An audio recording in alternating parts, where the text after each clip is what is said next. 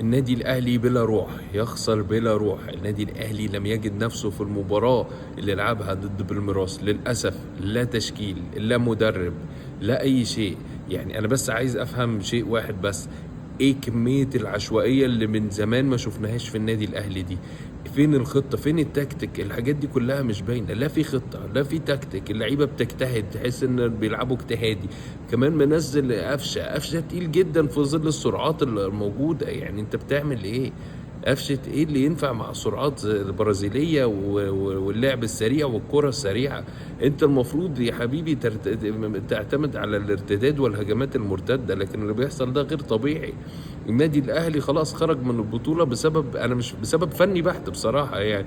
انا مش شايف تسيير للمباراة من قبل المدرب، مش شايف بصمات للمدرب في المباراة. حاجة صعبة والواحد حزين، وخروج مؤسف للأسف. والمباراة الأخيرة غالبا هتبقى تحصيل حاصل مع بورتو، وحاجة صعبة الصراحة. الواحد متضايق وحزين جدا.